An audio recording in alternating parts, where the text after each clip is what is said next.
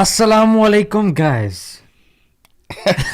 Welcome to this very, very important episode of Smile2Jannah. It's important because the champ is in it. Huh? It's important because I'm in it. It's not because you have just said it's important. People need to understand the levels in this game. Oh, thank you very much.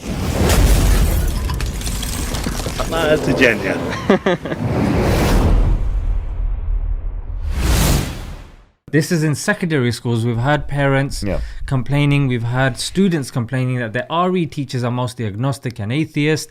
They are using those sessions to forward their propaganda or their... How do you explain atheism? Like it's something with corrigible principles. Yes. Something that's unproven from first principles. Yes. That's right. Something that, let's just say, is illogical to say the least. It's a paradox in itself. You're just using big words now, aren't you? I am. A slobberdigolian, timorous, pusillanimous, ultracrepidarian, dilettante. But are they correct though? If they're coming from your mouth, then they're not correct. A call ambulance! The first thing we would say before we even delve into some of the common questions, and I would say this video needs to be spread to all these students, all these parents, because alhamdulillah, you know, we are experienced hijab more so, much more so than me. So I'm going to posit these questions to him. And first thing you need to do, if this is happening with your RE teacher, they should not be doing this sort of stuff. They shouldn't be biased. Yeah, and the parent should come together, complain, have a meeting with the head teacher. Let's jump into it. Number one, evidence of God. God is instinctively realized, and I think most neuroscientific research has shown that now. Like we quote research from Justin Barrett. I think it's probably the best. Okay, you said instinctively realized. Yeah, so you're talking about instinct. You're talking about something that's innate. I think we should start with that. I think we should start with the fact that there are some things which are pretty much instinctively realized. We can assert now, based on the evidence of cognitive science, neuropsychology, that young people growing up, babies born as soon as they have been able to kind of perceive the outside world, have been shown to be believing in a higher power. Okay, so that's from Justin Barrett, University of Oxford, yeah? Yeah. All right. So that's one thing. The other thing is that there's a range of different evidences and arguments that can be used. I think if we're talking about, for me personally, if we're talking about young people now, I would use a abbreviated type of the fine-tuning argument, which is connected to the contingency argument, which I've obviously written a book about. How would I do that? Because the contingency argument might be a bit of a mouthful and a bit difficult for young people. So I'll just say this. I'm going to link a video in the description if you want to know more about the contingency, because he's doing his PhD on that. We have a lot of experience, and mashallah, the contingency is the argument that is flawless. I personally believe it's the strongest argument. I want to arm young people with three fundamental questions. Okay? And these are counter questions that you can ask your teacher or other colleagues, students in the class. Number one, why is there something rather than nothing? Okay, or how could it be the case that there is something rather than nothing? Because it is significant that there is something rather than nothing. That something exists rather than nothing exists. Yeah, that is something which is clearly significant because it acts as a basis for everything else. Yes. The second thing I would put is, I'd say, what are the things that we know about this universe? Okay, we know that this universe exists. Correct. Okay, no problem. We know that this universe has life. Now, based on these points, how do you explain that there is life in this universe? How is it explicable? How is it explainable that there is life in this universe? If one says, well, it's not explicable, that's a cop-out. That's not an answer to the question. The third thing is then, what is the best explanation for there to be life in this universe? So here's questions that we're putting forward. They're not necessarily arguments so far. Okay. Because a question really cannot be wrong. It can have a wrong presupposition, but it can't have a wrong question. So by asking the question, we are reframing the discourse here. And you're also putting yourself in the driving seat as well. We're on the driving seat. We're on the driving seat. Yeah. Of the options that you have, what are the best options for the explanation of existence rather than non-existence, A, and B, life rather than non-life in the universe. Now, in order for the universe to have life rather than non-life, it has to be finely tuned in a certain way. Now, most atheists actually agree with this. They call this the fine-tuning of the universe. And they talk about gravitational constant, the electromagnetic constant, all these kind of things, that they're fine-tuned in a certain way. I'm not even talking about all of that. I'm just saying that it's a fact that the universe is uniform, stable, and regular. These are three things about the universe, such that science can be done in the first place. Therefore, the universe is regular, uniform, and stable enough to be fine-tuned for life to exist in the universe. What explains this? There are three options. Option one, that nothing explains this. So nothing created the universe, nothing created something, which is an impossible option, because we say from nothing, nothing comes. It's impossible. Yeah? We say something explains this. This something is weak, dependent, and unintelligent. But then how do you explain the fact that the universe is fine-tuned and that itself is dependent upon something which is dependent? Problematic, yeah? So we're saying the third option is that this thing is necessary, which means everything depends upon it, and it depends upon, it's independent, and it has knowledge. So of the three options in this trichotomy, which of the three makes most sense? You can choose yourself. If you think that there is a fourth option, please present it. Yeah. If there is no fourth option, then choose the right answer, or forever hold your peace.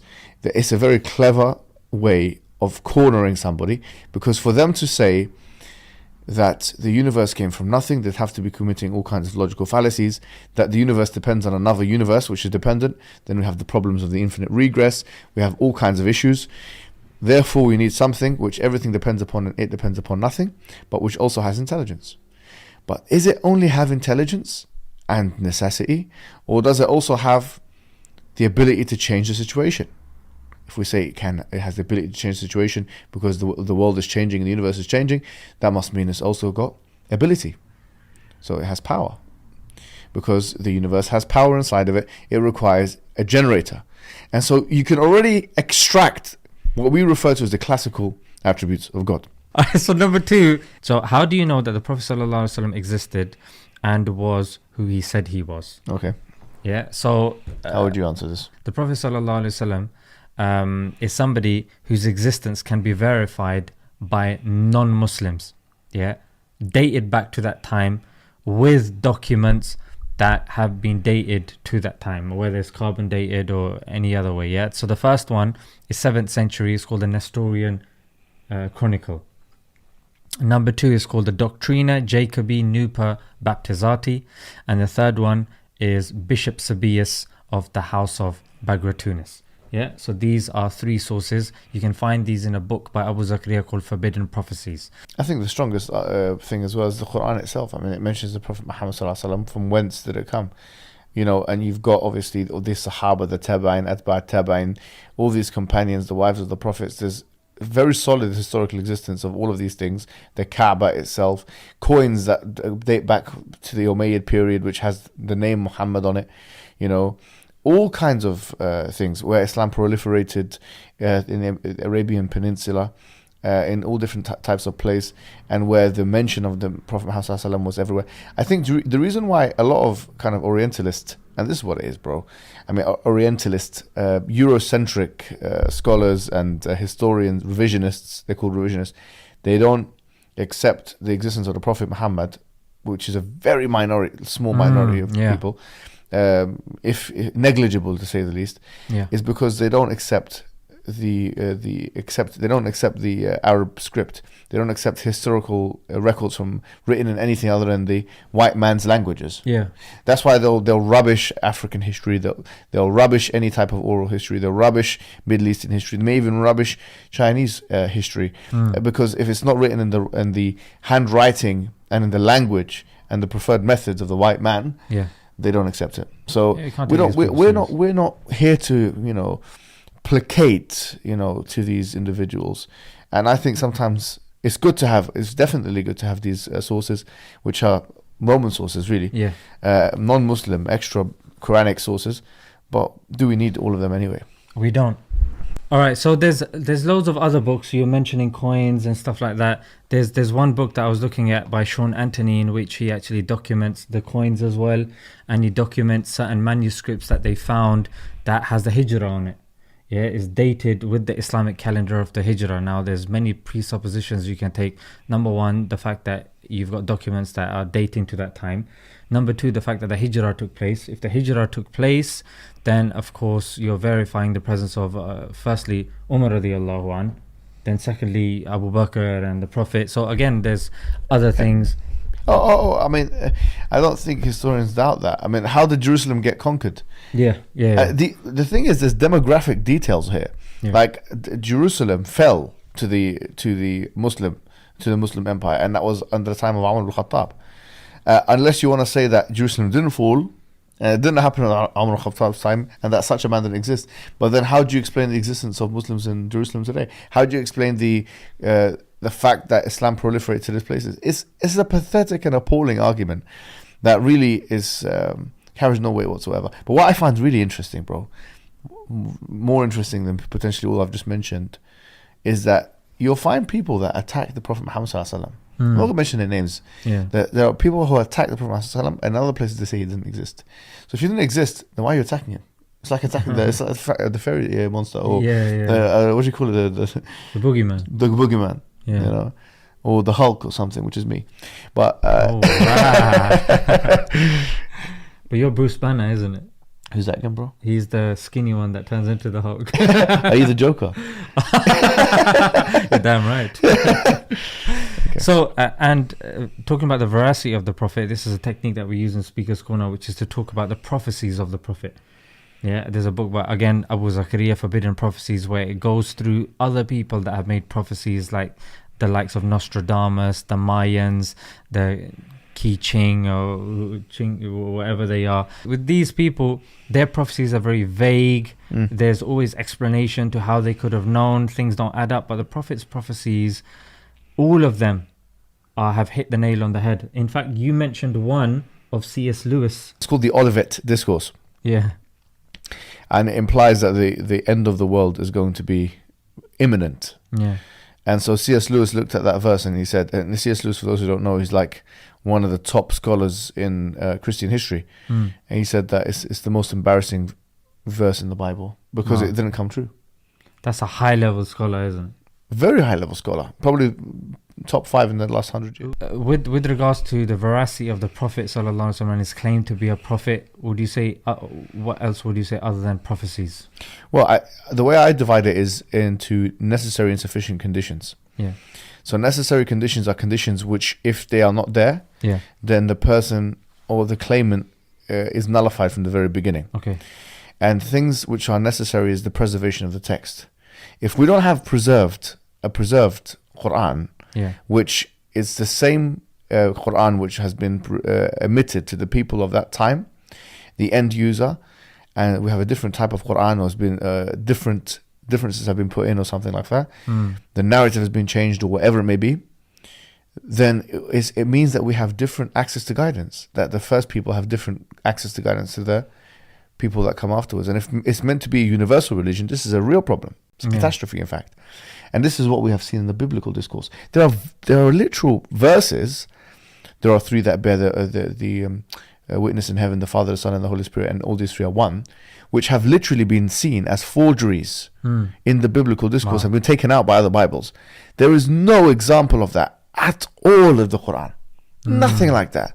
For 1,400 years, the Quran, with all of its qira'at and all of its recitational formats, have been read in exactly the same way for 1,400 years, and that's a fact. The narrative has not changed. We have not seen verses come in and out like that.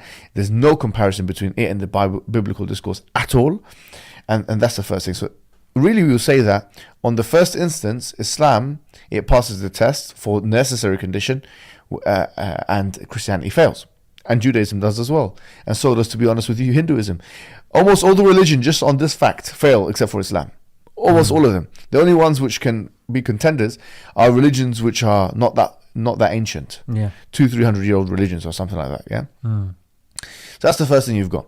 The second thing you've got, so this is a necessary condition. Another necessary condition is that there cannot be a theological contradiction in the religion, or B, contradictions within the text itself. Because if there's a theological contradiction, like the Trinity, for example, then how are we meant to believe in something which is unintelligible in the first instance? Yeah. Something which is unreasonable in the first instance. So it can't be something like, I believe that the cow is God or the man is God. Yeah, because that already shows is false religion. Yeah. So Islam passes that test because, as we've shown, the proposition of one God is something which is very clear. And the Quran is the only religious book which even insinuates that contradiction is something which is a necessary condition of a religion. It says, لو كان من عند غير الله لوجدوا فيه اختلافا كثيرا. If it was from other than God, they would have found in it many contradictions. Meaning, a book from God is not meant to have many contradictions. I had a recent discussion with, what's his name? What's his name? Bar and he was like, well, a phone book doesn't have many contradictions. You remember that? Yeah. A phone book doesn't have many contradictions. A phone book is not making claims about nature, psychology, spirituality, eschatology, or anything like that. It's not making any claims about anything like that at all. لو كان من عند غير الله. If it was from other than God, it would have found many contradictions. A phone book doesn't make claims about the things that Quran is making claims about. And in addition to that, the phone book doesn't claim to be divine. And thirdly, we're not even saying that's a sufficient condition. We're saying it's only a necessary one. And that's what I tried to explain to him. But anyway, a necessary condition means a condition which must be in place in order for the thing to be true. And then you have now sufficient conditions. So just to summarize, it has to be preserved. It cannot be contradictory in its theology or in its script. And it must, so in other words, it cannot have any contradictions. And we say now, if we look at the sufficient conditions, we know what they are. Things like prophecies, things like historical accuracies, things like linguistic, and this is probably the most marvelous thing of all, the impeccable language of the Quran, which descopes everything that has ever been known at that time in the Arabic speaking world. It's something which all the people, even those who are most antithetical to the Islamic discourse, like Al-Walid ibn Mughira, had to admit this is not like Sha'r, it's not the Arabic poetry, it's not like Kohen al-Arab, it's not like the Saj'a or any of these things that existed at the time. It's not any like that at all. It descopes all of that, and it's marvelous to the extent to which people accused it of being magic. The fact that people accused the Quran of being magic is indicative of the fact that they considered it to be something supernatural. That's the truth. The language was so marvelous, the structure was so precise that they considered it to be something which is supernatural. That's what they considered it. They don't want to explain how do you explain this like that, and the use of languages like this and the structures are like that. So bear in mind, we're talking about the Prophet, and then you're talking about necessary and sufficient conditions. These are mostly of the Quran. Yeah, well, if the Quran is true, ipso facto the Prophet is true, because he came and said this is from God.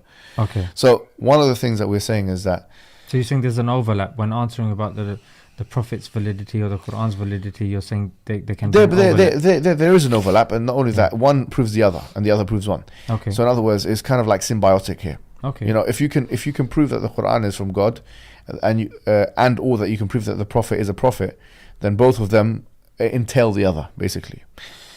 In the Quran indicates this in Surah Al-Bayyinah. It says, لم يكن الذين كفروا من أهل الكتاب والمشركين منفكين حتى تأتيهم البينة رسول من الله يتلو صحفا مطهرة. That the Prophet himself basically is a bayyinah, is an evidence. He himself is an evidence. His life is an evidence. His sincerity is an evidence. How he lived was an evidence. I mean, just the fact, just give you one piece of it, easy one. And there's so many things I can mention, but I'll just keep mentioning one thing. A man who consistently prays anything between half the night and anything between half the night or a little bit below that, for example. Yeah. Consistently prays that many hours. How are you talking? 3 hours, 4 hours? If you don't believe in what you believe, why would you do that to yourself? Just one thing about his life. All his wives testified to the fact that he spent half the, even the Quran, نصفه أو انقص منه قليلا أو زد عليه ورتل القرآن ترتيلا, that you spend نصفه, half the night praying, أو انقص منه قليلا, or a little bit less than half, أو زد عليه, or even more than half, ورتل القرآن ترتيلا, and you read the Quran slowly. So the Prophet Muhammad ﷺ lived a life where he put himself in danger. He done battles where he was himself in the front line. He was praying half the night. He had 9 wives that he had to manage at the same time. You know, all these difficulties upon difficulties upon difficulties. He lived an impoverished life. He didn't have food and drink for long spells of time. So you're saying for somebody that wanted wealth and wanted fame and popularity, yeah, all the motivations are not there. Yeah, motivations are not there. He lives the lifestyle. Even Umar ibn Khattab went into his house one time, and he saw him laying on the ground with, you know, in a bad condition. And he said, I'm going to make supplication to God that Allah makes it easier for you. It's Bukhari. And he said, I don't want that. That's for these individuals. He said, look at the people of Rome and look at the people of Persia. He said, that's for them in this world, and for me, it's not like that. So in other words, his aesthetic lifestyle, his humble attitude, his resistance to be materialistic, or his foregoing of the world, all of these things are very clear-cut evidences of his prophethood. That, in addition to all of the aforementioned that we've mentioned, the language, the structure, the prophecies, the history, you know, and his life, and so many other things, okay, it's clear to us that there is evidence for Islam being the truth and the ultimate truth and nothing but the truth. Okay, what do Muslims believe about the theory of evolution? Look, the theory of evolution is like many other theories. This Darwinian evolution is not just the only type of evolution. There's Neo-Lamarckian evolution, evolution by genetic engineering. Evolution, there's different types of evolution. So one shouldn't think that Darwinian evolution is the only one, number one. Number two is, even if we say it is the only one, or whatever, right? I will say this candidly. Islam has no problem with 99.9 recurring % of the theory of evolution. No issue at all with 99.9%. If I told you Islam has no problem with 99.9% recurring of any theory, you'd say that Islam practically allows you to believe in that thing. And that's what I would say about theory of evolution. The one slither, the small thing which Islam does not allow is belief that human beings were created in any other way than a direct way from God. Why? Because the human being has a specialized narrative in the Quran, and the human being is so far separated from all other species in this world that it's inconceivable that they are even connected to animals in the same way that animals are connected to each other. Human beings have been specialized by God. وَلَقَدْ كَرَّمْنَا بَنِي آدَمَ. Allah, He created human beings directly. And so this is something we believe is in the narrative of Islam. And if you look at the human condition and compare it to any animal you like, any orangutan or any chimpanzee or any gorilla, yeah, you will find that no matter how close their genes are to ours, you will not bring this animal, this gorilla, okay, and make it do calculus. It's far away from doing calculus. We're talking about whether or not they can hold tools or whatever, let alone calculus, let alone civilization, let alone language, let alone communication and leaving things behind, let alone morality, with all due respect. You can compare a gorilla with a bear. You can't you can compare it with a human being in terms of genetics and structure and anatomy, fine. But a gorilla is more befitting to compare it with a bear. Who will win in a fight, a gorilla or a bear? Probably the bear will win, actually. The human being is on a completely different level in all these spheres. I think it's also important to know that sometimes these two things get conflated. One is change over time, which is Sabur calls it basic evolution. And we got no issue with this at all. There's evidence of things changing over time, antibiotic resistance and stuff like that. There's no issue for that whatsoever. However, Darwinian evolution has two main aspects, which is natural selection and tree of life. And these two things have issues. And moreover, I'll say something else. I'll say something very important on this matter, which is that human beings, in the Quran, we believe in Isa, Jesus, just like Christians believe in Jesus, right? Yeah. Now, if I said I believe in Jesus, if someone saw Jesus, what would they think of Jesus? They would think of Jesus as a man who has a mother and a father. But Islam tells us that he has a mother but no father. But that's scientifically really is impossible in many ways. Or it's not impossible, but beyond theory or beyond the theory of Darwinian evolution. So the fact that Jesus does not have a father is something which goes beyond the pale of Darwinian theory. Because we assume that there's, or even biology, right? Because 23 chromosomes on each side, we need a mother and a father. But Adam has no mother and no father, and the Quran says this: إن مثل عيسى عند الله كمثل آدم خلقه من تراب ثم قال له كن فيكون. That the similitude of Adam is like Jesus, that he created from dust and said be, and he was. If that is the case, if we can believe that Jesus with no mother was created, even though a Darwinian would say that this person required a mother and a father, then we believe in this kind of metaphysical interaction or intervention which caused something which is otherwise part of a chain of something which we'd see as connected otherwise. That wouldn't be. Do you see the point? Next, homosexuality. What does Islam say about homosexuality? Is it intolerant to homosexuality? Is Islam backwards and barbarian because it doesn't tolerate homosexuality? Well, obviously not. The thing is, homosexuality is defined as like same-sex attraction, okay? And I think homosexuality nowadays is classed in LGBT. So we just put it all under one umbrella. Yeah, okay. I mean, but homosexuality is a sexual preference. It can be a romantic one as well. And so what Islam has to say about that is very clear, that we believe that sexual activity should be done between male and female, you know. This way, between male and female, in order to propagate the species, in order to... and we believe also that there's good evidence to show that a male and a female in a nuclear family produce the best, most stable environments, both sociologically and, quite frankly, biologically as well, in the sense that it limits the spread of infectious diseases. If you look at all of if you look at all the data, homosexuals in particular are most likely to spread certain disease, or to be infected with certain diseases, and this is something which is clear cut. And so for all the different reasons, homosexuality is forbidden in Islam.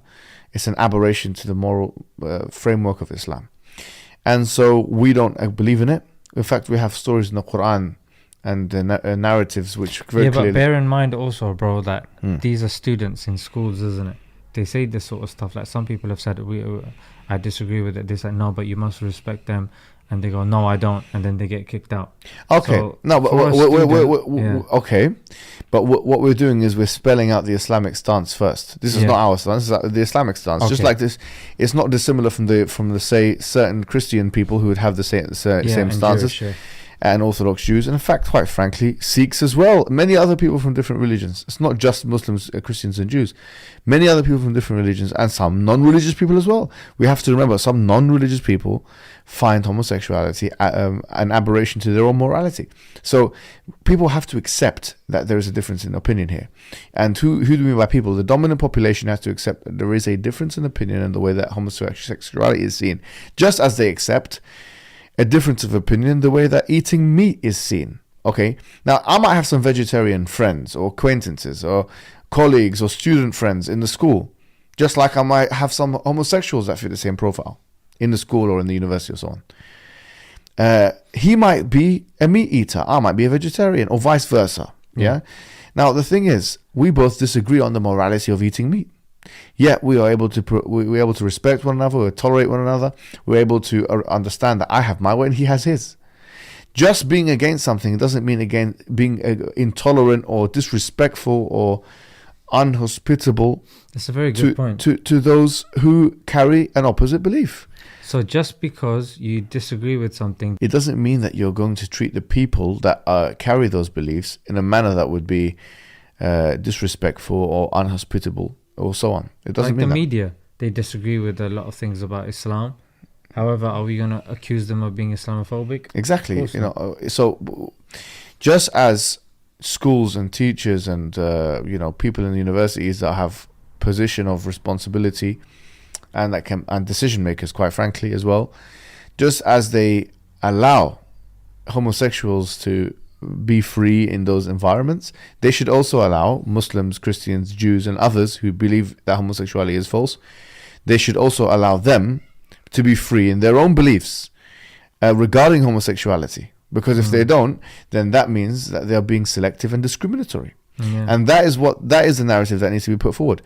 That we as Muslims cannot believe this because of our religion, and if you don't allow us not to believe this, you're discriminating against us on the basis of religion. And curbing our freedom of speech. And in fact, in terms of the law, there's two issues here. There's a freedom of speech issue, which is human rights, which we're not saying we believe in fully, but according to the law, we're talking, this is a legalistic issue here. Law of the land. Yeah, and because the Human Rights became an act, the Human Rights Act 1998 in the UK. And then you have another issue as well, which is that it's against the Equalities Act.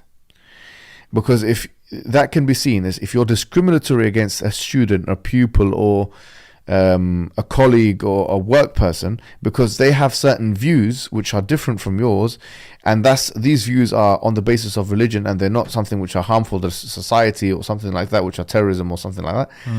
In that case, if you're trying to curb or stop or discriminate against those people on that basis, there's a good legal basis there for you being discriminatory, and potentially that legal action should be taken against you. So we need to start fighting back we need to know what the law is. We need to start fighting back in our lands. Like with like, yeah. Yeah, because at the end of the day, why should we be the one bullied?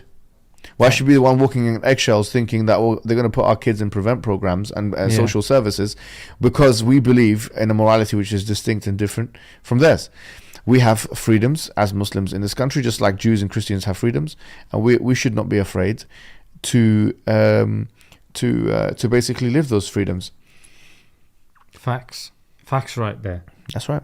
All right, so in some of these schools, like we had these grammar schools, sometimes they ask questions in very crafty ways. Like one of the question is, how do you feel about the fact that there is evidence of other religions other than your own?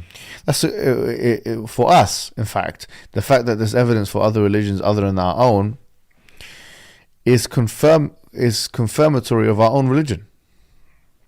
Because it is? Yeah, because we believe in previous dispensations which have been corrupted. So that Christianity has some evidence and Judaism has some evidence is in fact an evidence for Islam. Because we don't say that Judaism and Christianity are false. You just flip that. Yeah, we don't have a all size fits all a policy on truth. We don't say that we have a monopoly on it either. We're saying that we have the truth, yes, the full truth and nothing but it. But that other people have aspects of it as well. Now the ideologies have aspects of the truth. Almost every single human ideology, including feminism and communism, they have some true things to say. Wow. So the fact that some people have some true things to say is nothing remarkable in the human condition. And in fact, if it relates to other religions, then all this does is it shows us the extent to which our own religion is all comprehensive in being able to describe other religious traditions as being a mixture of truth and falsehood.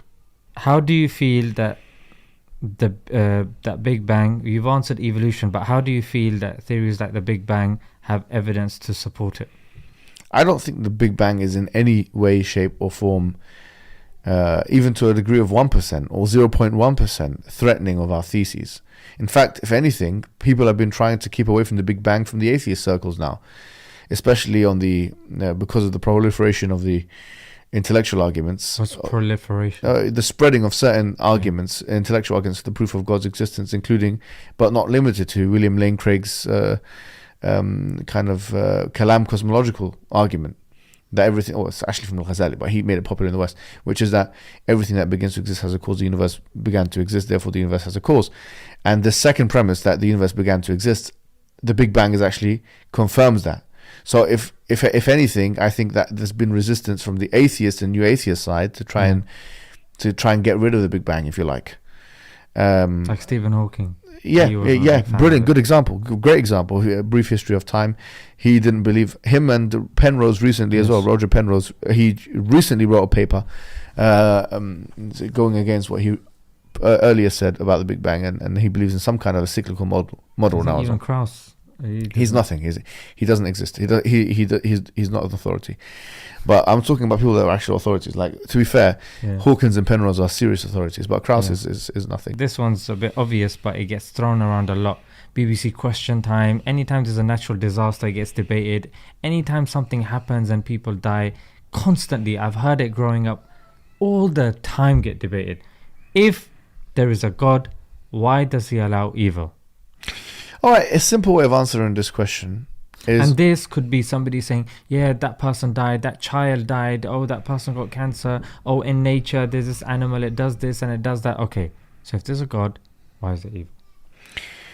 Okay, well, first of all, the onus or the burden of proof is upon the one that's making the claim. So the person who's making the claim that the evil and God are incompatible with each other has to show how and why.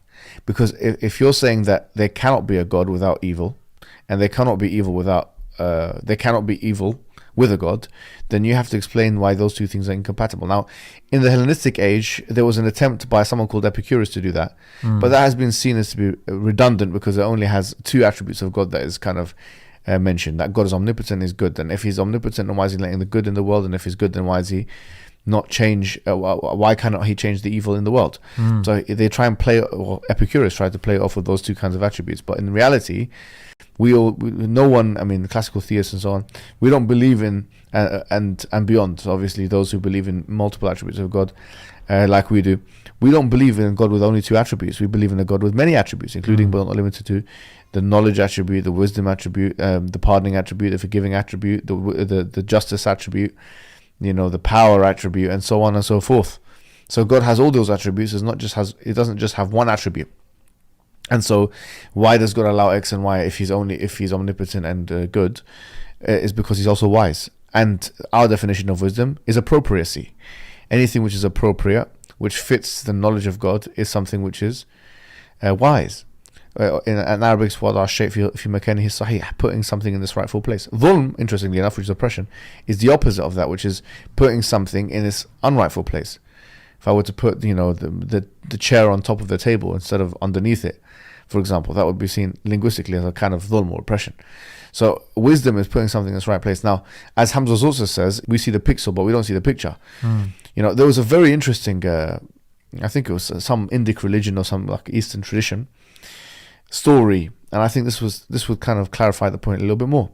There's a story of three blind men that saw the elephant. I'm not sure if have you seen this? It's a Buddhist tale, yeah. Is it a Buddhist tale? Yeah. So one blind man, he touched the trunk of the elephant, one the ear, one the tail of the elephant, and all three blind men were called back and asked, "What about the elephant?" And one said it's a very hairy creature, the other said very long, and the other said it's a very wavy creature. One said it's a snake, and the other one. Yeah, exactly, because they didn't see the full picture of the other. Likewise, just because we see certain evil things in our life, we can't see the full picture of it. We can't see why is it the case, why it's happening to me. It's also a logical fallacy, isn't it? Argument from ignorance. That just you don't know. It's a fallacy of incredulity. It's an argument from ignorance. It's actually a poor argument to begin with. So much so, let's be honest with you, even atheists like William Rowe and others have declared this to be an intellectually bankrupt argument. William Rowe, yeah. I think that's his name, yeah. Many atheists now, they don't really use this as much, to be fair, because it's such a weak argument. But when I was reading Graham Oppy's book, which is Arguments for God's Existence, very pathetic and small book, weak in its contents, and not really persuasive at all. But he basically was arguing against the arguments for God's existence, and he only really offered one argument against God, which is the argument from evil, or the problem of evil.